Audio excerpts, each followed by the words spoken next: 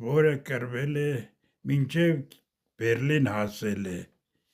պատերազմի 41 թվից մինչև 45 թիվը ունեցել է շքանշաններ, պատվոգրեր, գյուղում աշխատել է կուս կազմակերպության քարտուղար, պարտիական է եղել։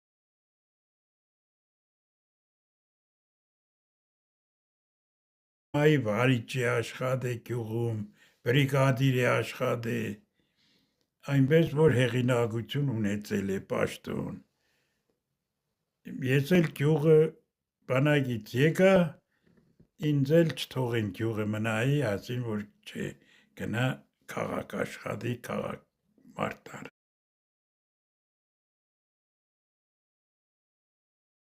Թե ինչ կար իրանց մեջ,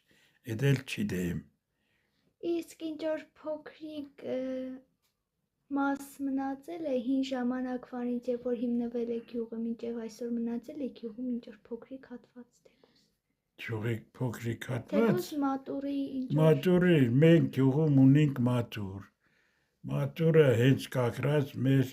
ընտանիքի մեջի մատուրն է, որը գյուղացիք բոլորը կգան, մոմ կվառեն ու կգնան։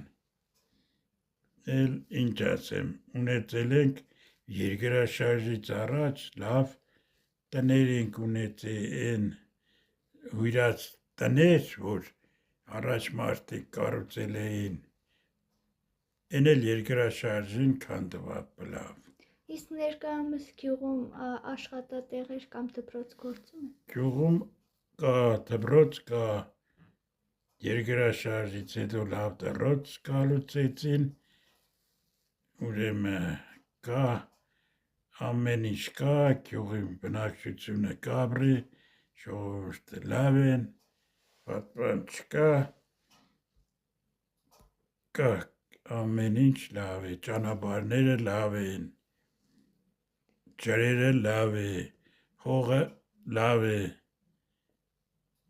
Իսկ ինչ կարող ես պատմել Աթաբեկ Խնկոյանի մասին, ինչով ես տեղեկացված նրանից, որ չգիտենք մենք։ Աթաբեկ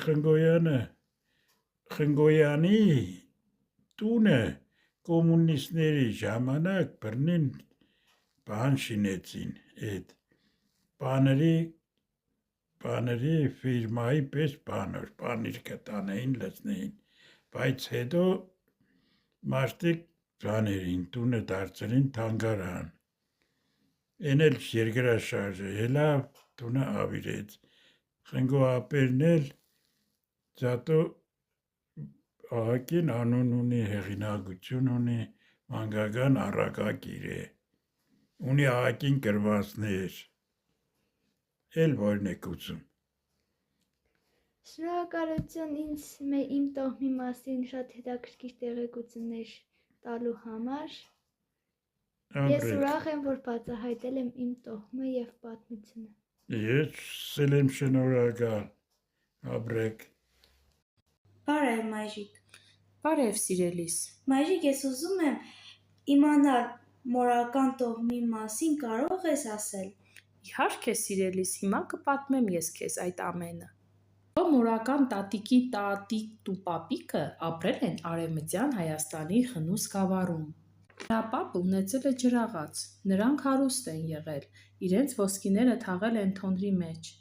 Նրանց տոհմը կոտորվել է Մեծ Եղեռնի ժամանակ։ Մայրիկ, գիտես, որ Մեծ Եղեռնը տեղի է ունեցել առաջին համաշխարհային պատերազմի տարիներին 1915-ից սկսած։ Կոտորածից հետո բնակություն են հաստատել Ախուրյանի շրջանի Հայկավան գյուղում։ Քո տատիկի պապիկը գրագետ մարդ է եղել։ Ամեն երեկո հարևանները հավաքվում էին տատիկի հորական տունը։ Ավոպապը հեքիաթ էր պատմում և ասում, որ բոլոր Խնուսից գաղթածները ապրել են նույն թաղում։ Քո տատիկի տոհմում շատ լավ սովորություն է եղել։ Նրանք ամեն տարի Նոր տարվան հավաքվում էին նրա պապի տանը։ Նրա պապիկը ունեցել է 5 տղա։ Նրանցից մեկը եղել է մաթեմատիկայի ուսուցիչ և նկարիչ։ Նա զոհվել է Մեծ Հայրենականի ժամանակ 1944 թվականին։ Մյուսը անհայտ կորել է։ Այդ նույն պատերազմում քո մորական տատիկի հորեղբայրը մոտիկ է եղել Հովհաննես Շիրազի հետ։ Շիրազը նվիրել է նրան իր բանաստեղծություններից։ Հորեղբայրը պատմում է նաև, որ նրանք գաղտնի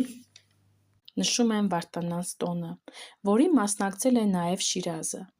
Քո տատիկի տոհմում եղել են նկարիչներ, ուսուցիչներ, քանդակագործներ, նաև վարորդներ։ Նրա պապը նստել է նույն խցում, որտեղ և Չարենցն է եղել։ Նա ականատես է եղել Չարենցի տանջանքներին։ Մայրիկ, ես հպարտանում եմ, որ ծնվել եմ հայ։ Սիրելիս, հայ լինելը մեծ պատիվ է, այն օրհնություն է Աստծո կողմից մեզ համար։